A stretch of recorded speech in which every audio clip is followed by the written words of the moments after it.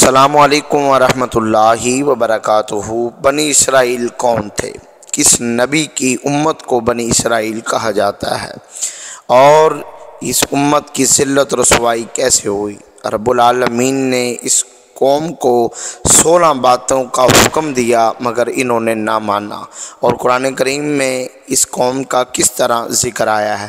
رب العالمین نے قرآن کریم برہان رشید کے اندر ارشاد فرمایا، یا بنی اسرائیل اذکروا نعمتی التی انعمت علیکم واوفوا بعہدی اوفی بعہدکم وایایا فارہبون۔ اے بنی اسرائیل، میری نعمت کو یاد کرو جو میں نے تم پر انعام کی، اور میرے وعدے کو پورا کرو، میں تمہارے وعدے کو پورا کروں گا، اور مجھ سے ہی ڈرتے رہو۔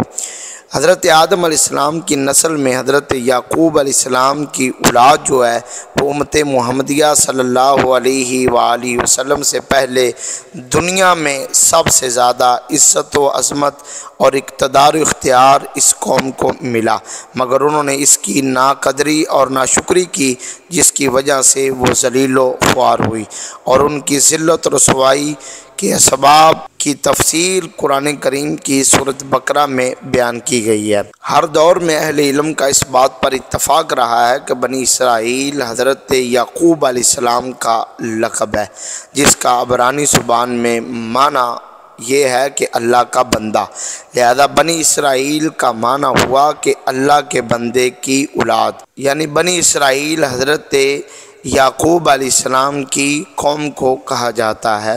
تاریخ کے اوراق سے پتہ چلتا ہے کہ حضرت یعقوب علیہ السلام اور ان کی اولاد کا اصلی وطن کنعان فلسطین تھا۔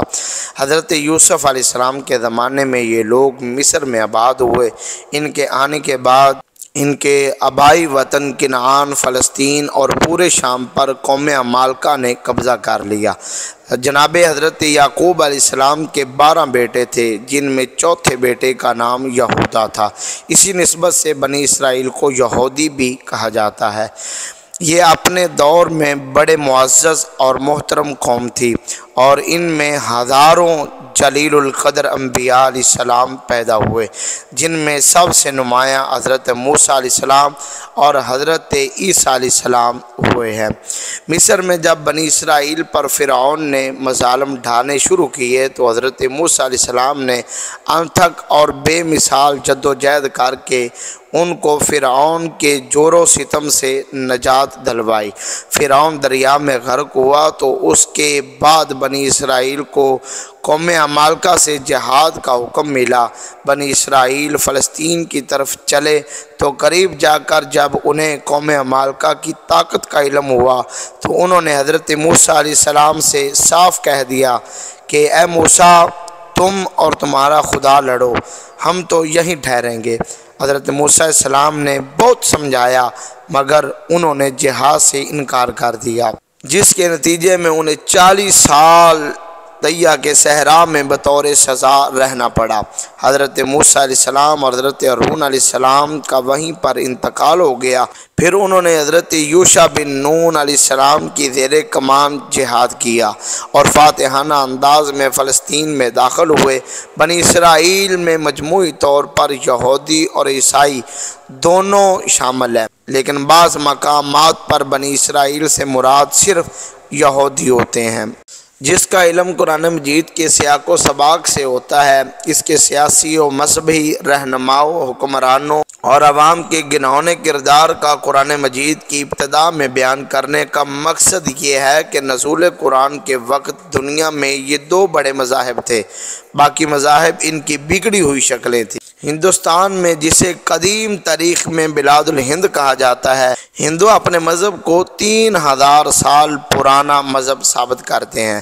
اس مذہب کی اکثر رسومات اور گائے پرستی کا تصور یہودی مذہب سے ہی لیا گیا ہے۔ ہندو مذہب کی اصلاح کے لیے بدھ مت کی تحریک چلی، جو اپنی عادات اور رسومات کے لحاظ سے عیسائیت کے زیادہ قریب ہے۔ معلوم ہوتا ہے کہ انہی وجوہات کی بنیاد پر سورۃ بقرہ کو قرآن مجید کی ابتدا میں رکھا گیا ہے تاکہ قرآن مجید کا مطالعہ کرنے والے شخص کے ذہن میں شروع ہی سے بنیادی امور اور یہ بات منقش ہو جائے کہ پہلی اقوام بالخصوص بنی اسرائیل کے عروج و زوال کے اسباب کیا تھے، وہ کیوں ذلت و رسوائی کے اندھے کنویں میں الٹے ہو کر گرے، اس کے پیچھے ان کے علماء اور سیاسی رہنماؤں کا کردار کیا تھا۔ بنی اسرائیل کے حوالے سے امت مسلمہ کو سمجھایا جا رہا ہے کہ اس عظیم قوم کا کردار سامنے رکھو کہ بزرگوں کی گدی نشینی، صاحبزادگی، مذہبی امتیازات، ابناء اللہ کے بھاری بھرکم دعوے، اقتدار اور وسیع اختیارات بھی اس قوم کی ذلت سے نہ بچا سکے۔ اس خدشے کے پیش نظر رسول محترم صلی اللہ علیہ وآلہ وسلم نے ارشاد فرمایا، تم ضرور اپنے سے پہلے لوگوں کی ہاتھوں ہاتھ اور قدم با قدم اتباع کرو گے، حتیٰ کہ وہ لوگ گو کے سوراخ میں داخل ہوں گے تو تم بھی ان کی اتباع کرو گے۔ صحابہ کرام رضوان اللہ علیہ مجمعین کہتے ہیں کہ ہم نے پوچھا کہ اللہ کے رسول صلی اللہ علیہ وسلم وہ یہودی اور عیسائی ہیں؟ آپ نے ارشاد فرمایا، اور کون؟ غور کرنا ہے کہ اس کے ساتھ ہی یہ بتانا مقصود ہے کہ مدینہ اور اس کے گرد و پیش جتنے قبائل اور قومیں آباد تھی وہ یہودیوں کو بزرگوں کی اولاد اور انبیاء کے وارث تصور کرتے تھے، جس کی وجہ سے یہ قبائل یہودیوں کے نظریات کو سچ اور حق کی کسوٹی سمجھتے تھے۔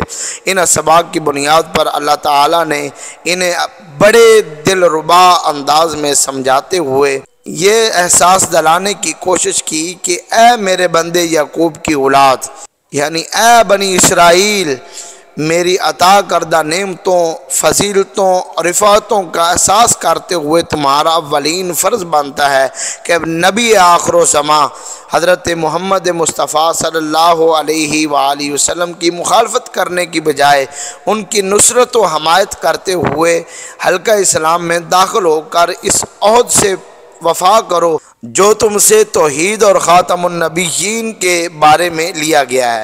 میں بھی وفائے عہد کے بدلے تمہیں دوبارہ نعمتوں اور عزتوں سے سرفراز کروں گا۔ یاد رکھنا، اگر سابقہ مقام کی بحالی اور عزت و رفتہ کے خواہش مند ہو تو تمہیں نبی آخر و زمان صلی اللہ علیہ وآلہ وسلم کی قیادت میں آئے بغیر یہ شرف نہیں مل سکتا۔ اس کے لیے تمہیں ان باتوں کو ضرور ماننا پڑے گا۔ چنانچہ بنی اسرائیل کو پہلے خطاب میں ابتدا سبق اور تورات انجیل کی بنیادی تعلیمات کی یاد دہانی کے طور پر 16 باتیں ارشاد فرمائی گئی ہیں۔ پہلی بات یہ ہے کہ میری نعمتوں کو ہر دم یاد رکھنا۔ دوسری، تم عہد وفا کرو گے تو تمہارے ساتھ بھی وفائے عہد ہوگا۔ تیسری، ہمیشہ اللہ ہی سے ڈرتے رہو۔ چوتھی، قرآن مجید پر ایمان لاؤ کیونکہ یہ تورات اور انجیل کی تصدیق کرتا ہے۔ پانچویں، سب سے پہلے تم ہی کفر کرنے والے نہ بنو۔ چھٹی، دنیا کے معمولی مفاد کے بدلے اللہ کی آیات کو فروخت نہ کرو۔ ساتویں، حق اور باطل کے التباس سے اجتناب کرو۔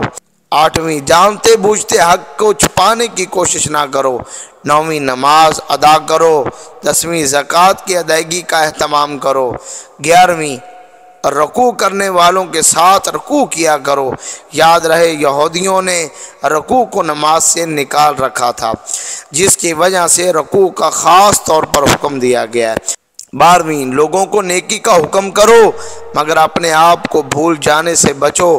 13ویں، اللہ کی دی ہوئی عقل کا صحیح استعمال کرو۔ 14ویں، مصائب پر صبر کرو۔ 15ویں، اللہ سے صبر اور نماز کے ذریعے مدد طلب کرو۔ 16ویں، اللہ تعالیٰ سے ملاقات اور اس کی بارگاہ میں پیش ہونے کا عقیدہ پختہ اور اس کے تقاضوں کو پورا کرو۔ ان میں سے ہر فرمان ایک مضمون کا حامل اور اصلاح ذات اور فلاح جماعت کا جامع پروگرام پیش کر رہا ہے۔ پہلی آسمانی کتابوں پر ایمان کے دعوے دار کو یہ زیب نہیں دیتا کہ وہ ایسی بات کا انکار کرے جو اس کے نظریے کی تائید کر رہی ہو۔ گویا کہ اہل علم کی یہ شان نہیں کہ وہ کفر کے امام بنے، اور انہیں تو ہدایت کا پیش رو ہونا چاہیے۔ امید کرتے ہیں کہ یہ ہماری ویڈیو آپ کو اچھی لگی ہوگی۔ اپنے دوستوں کے ساتھ بھی شیئر کیجئے گا۔ انشاءاللہ ملتے ہیں کسی نئی ویڈیو کے ساتھ۔ اگر ابھی تک آپ نے ہمارے چینل کو سبسکرائب نہیں فرمایا تو ابھی فرما دیں تاکہ ہر آنے والی اچھی ویڈیو آپ تک پہنچتی رہے۔ السلام۔